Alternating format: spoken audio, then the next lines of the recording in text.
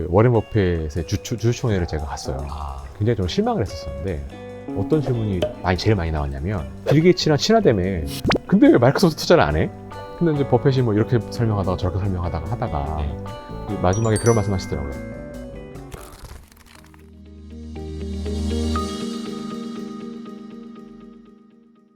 계속 우리는 살얼음판 투자를 해야 한다라고 보시는 건가요? 네, 그래서 뭐 여러 가지 측면이 있겠지만 일단 좀 큰 줄기부터 말씀을 드리면 일단 내년 시장을 생각해 봤을 때 네. 일단 그 뭐 주시장이라고 하는 거는 이제 그 기반이 되고 있는 기업의 실적 그리고 실적을 얼마나 평가할 것이냐에 대한 어떤 사람들의 심리 네. 그리고 전체적으로 장으로 하는 유동성 이렇게 이제 크게 세 가지 측면을 봐야 되는데 일단 기업 실적 측면에서 놓고 본다 그러면 특히 우리나라처럼 제조업 중심인 이런 그 나라에서는 내년 실적 자체가 올해보다 좋기는 조금 전체적으로는 쉽지 않을 것 같아요.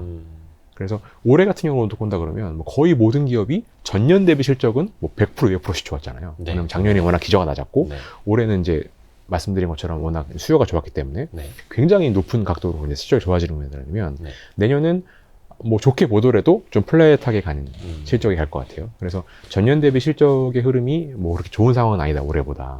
그걸 먼저 깔아놔야 될 것 같고 그 다음에 그 일반적인 투자 심리나 이런 측면에서 놓고 본다 그러면 그 금리가 계속 올라가는 상황에 있고 뭐 그리고 이제 그 계속 강세장이 이어지지 않고 조정을 좀 길게 왔기 때문에 뭐 새롭게 유입되는 투자자라는 측면이라든가 심리 측면에서도 조금 한계는 좀 있어 보여요.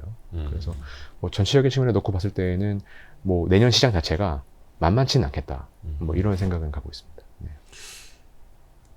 구체적인 뭐라 해야 되나 좀 전략이라든지 가치 투자 이야기로 넘어가기 전에 궁금한 거 한 가지 더 여쭤보면 이제 펀드 매니저 생활을 오래 하셨으니까 특히 이제 연말 되면 이른바 이제 북클로징이라고 하는 뭐 12월 전에 네. 이르면 한 11월에 네. 자기 펀드 수익률 확정 지으려는 그렇게 해서 본인의 어떤 성과급 네. 또 좀 확정 짓고 가려는 그런 니즈들이 되게 크다고 하잖아요. 기관 네. 투자자들 입장에서는. 네. 그 실제로 필드에서 보시기에도 그런가요? 근데 보통 이제 그런 얘기가 이제 해외에서 많이 나오는 것 같아요.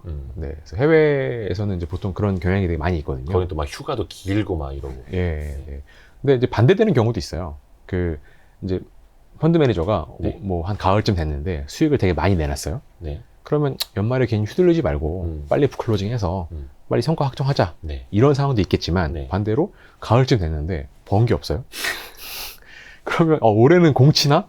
이러면서 남은 3개월 동안 더 해야 돼? 열심히 더 해야 이제 할 수도 있거든요. 네. 그래서 그 상황 따라서는 좀 많이 달라진 것 같아요. 근데 오히려 그 계절적인 측면에서 놓고 본다 그러면 국내는 그 펀드 매니저들보다는 개인분들 때문에 생기는 결성이 더 커요. 뭐 대주주 양도세, 네, 회피 물량 맞습니다. 이런 네, 것들. 네, 네.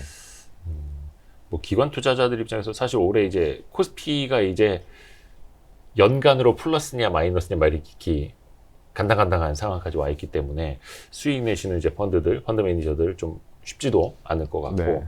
그러면 그 대주주 양도세 물량 때문에 연말까지는 계속 다들 이제 조심스럽게들 보잖아요. 네. 거기에는 이제 동의하시고요.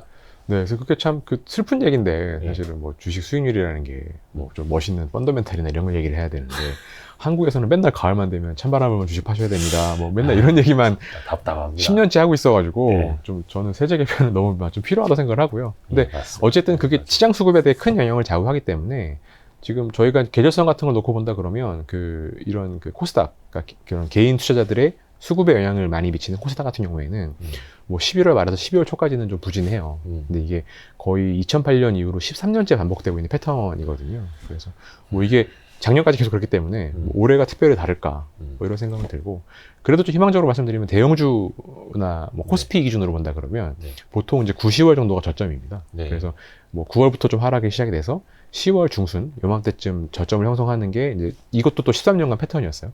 그래서 뭐 연말 10일 남은 2달 넣고 정도 본다 그러면 코스닥은 이제 연말까지 좀 눌리고 코스피는 좀 바닥이 좀 나오고 뭐 이런 계절성으로 보면 그렇습니다. 이거를 등식화하면 안 되긴 하는데 위험하긴 한데 네. 항상 산타랠리, 대형주 산타랠리, 네. 그다음 코스닥 1월 효과. 네. 쉽지 않습니다. 네. 이제부터 좀 구체적인 이야기. 지금까지는 서론이었고요. 30분간 서론. 말씀 다 드렸는데.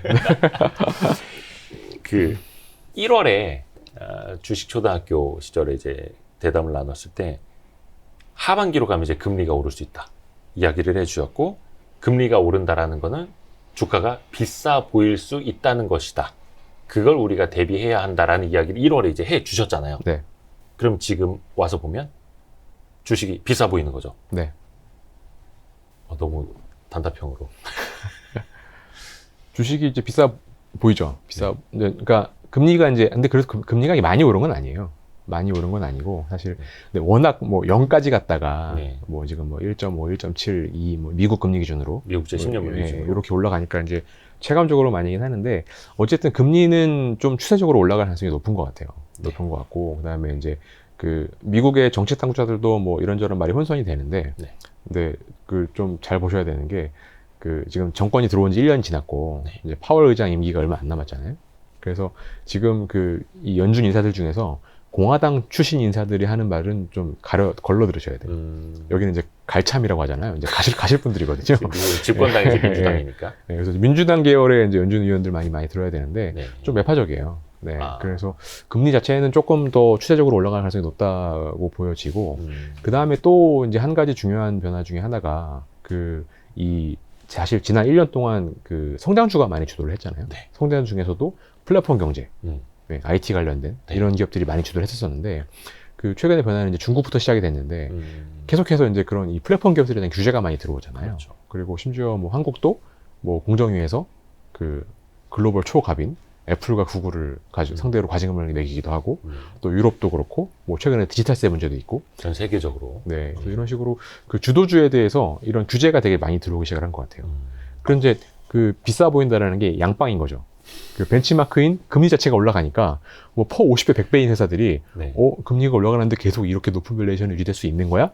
라는 합리적인 의구심 네. 플러스 이제까지는 매년 40%, 50%씩 그로스가 나왔는데 이렇게 규제가 심하고 사회적인 반감이 심한 상태에서 플랫폼 기업들이 계속 그 이제까지 성장률을 보여줄 수 있을까?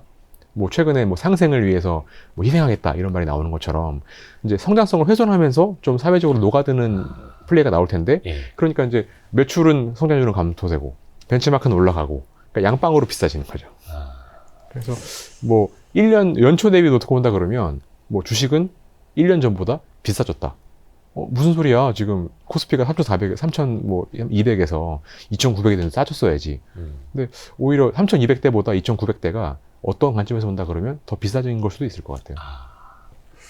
근데 또 이게 약간 케바케, 케이스 네. 바이 케이스일 수도 있겠다라는 생각이 드는 게 당연히 이제 성장주가 이제 금리가 오르면은 뭐 물론 이제 미래 현금 흐름을 이제 땡겨오니까 주가 측면에서 좀 비싸 보일 수는 있는데 또 가는 놈들은 또 성장주란 말이죠. 물론 네. 그게 플랫폼이냐 뭐 제조까지 갖고 있느냐 차이는 있겠습니다만 미국도 테슬라가 $800 또 넘었더라고요. 우리나라에서도 2차 전지주들은 네. 또 엄청난 밸류에이션을 계속해서 받고 있고 10월 중순 현재까지도 살 거 없으면 다시 2차 전지 네. 네. 돌고 돌아서 다시 2차 전지 네. 막 이렇게 가잖아요. 물론 이제 네. 재료랑 소재 쪽으로 좀 국한되긴 합니다만 네. 이런 현상들은 좀 어떻게 봐야 될까요? 성장주의 케바케. 그 시장은 하루가 멀다 하고 계속 바뀌는데요. 예. 그 시장을 다루는 사람들의 행동은 바뀌는데 시간이 되게 많이 걸려요. 그래서 항상 추세라는 게 있는 것 같아요. 그러니까 어떤 성장주가 새롭게 등장을 하면 이 성장주가 언제 끝이 나냐면 네. 이 세상 사람들이 모든 사람들이 동의할 때까지 계속 가는 거거든요. 그러니까 사실 테슬라 같은 경우도 처음에 막 각광받을 때 그 비난하는 사람들이 얼마나 많았어요. 네. 뭐 이거는 뭐 인생 최대의 숏 기회다. 뭐 이렇게 이제 숏치는 분들도 많잖아요. 미국의 유명한. 마이클버리 형님 안녕하신가 모르겠네요. 네.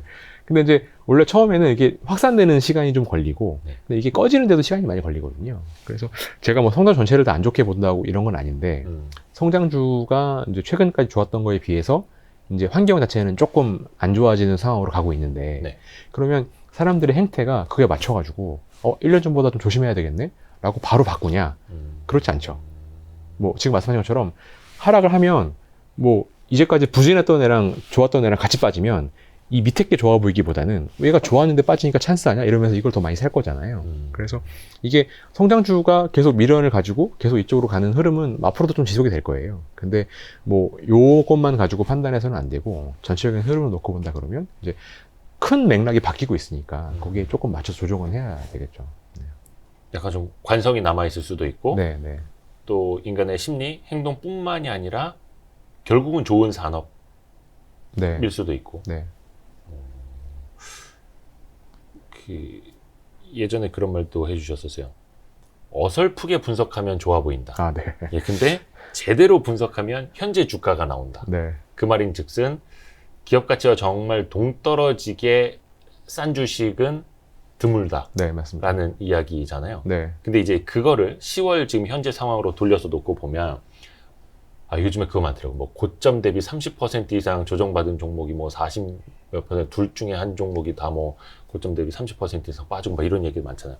그러면 반대로 보면은 절대적인 주가, 아니 상대적인 주가로도 많이 저렴해졌다라는 뜻이잖아요. 네. 네. 요거를 좀 우리가 판단하는 기준에 대해서 좀 이야기해 주실 수 있을까요? 네.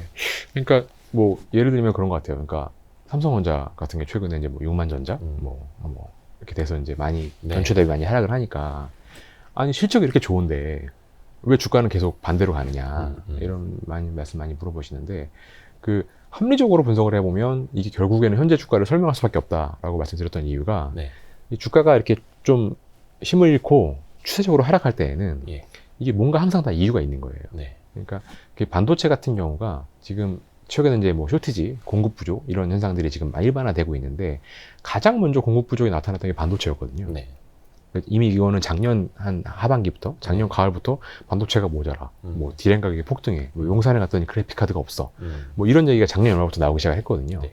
그래서 이게 가장 빠른 그 쇼티지가 가장 심했던, 가장 빨리 시작됐던 업종이기 때문에 반대로 말씀드리자면 이제 어쨌든 이제 우리가 점점 공급 부족이 해소가 될 거잖아요. 네. 가장 먼저 해소가 되는 게 반도체일 수밖에 없는 거예요. 이게 가장 쇼티지가 먼저 시작이 먼저 왔기 때문에. 네. 그리고 이게 이제 제가 아까 모두에 말씀한 것처럼 수요가 많이 부풀어 있는데 이런 실물 상품 수요에 대해서는 이게 제일 먼저 왔던 게 사실은 그 IT 반 관련된 거였어요. 근데 집에 못 나가니까 노트북, 네, 태블릿, 줌 해야 되니까 노트북 이런 거 많이 샀거든요. 네. 그래서 이제 작년에 쇼티지가 심했었는데 이게 지금 가장 먼저 풀리고 있는 거예요.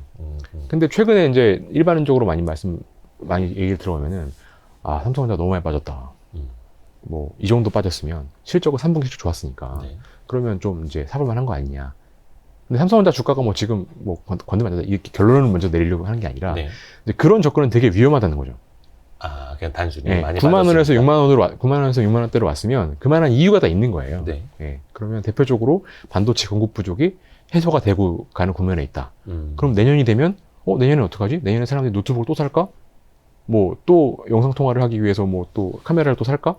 근데 그거에 비해서 반도체 생산량은 지금 증가하고 있는데 뭐 그런 우려들이 합리적으로 반영이 되고 있는 거거든요. 네. 그래서 네. 뭐 최근 실적을 놓고 뭐 주가가 실적은 좋은데 주가가 빠졌으니까 싸졌다 이렇게 말하는 거는 되게 위험하다는 거죠. 네. 그래서 현재 주가에 그것들이 이제 담겨져 있고 현재 주가만 볼 게 아니라 이제 앞으로를 봐야 되는데 네. 제 질문은 그렇게까지 이제 빠져 있으면 지금은 밸류에이션도 그렇고 수준이 많이 싸진 상황이니 일반적인 이제 가치 투자하는 입장에서는 이거 사서 좀 기다리면 되겠다라는 네. 생각들도 하실 거 아니에요. 어떤 기다림의 측면에서. 네, 네. 근데 이제 그 가치 투자자가 어떤 주식을 싸다고 할 때 네. 그 큰 전제가 뭐가 있냐면 네. 그러니까 가치 투자가 성공하려 그러면 어떤 산업의 사이클이 바닥일 때 사야 돼요. 그러니까 보통 이렇게 좋았다가 이제 보통 사람들이 언제 싸다고 느끼냐면은 몇 년 동안 좋았어요. 2, 4년 동안 최애 계속 좋으면 와 좋네. 근데 비싸서 못 사겠네 하다가 네. 이렇게 꺾이면 네. 싸졌네?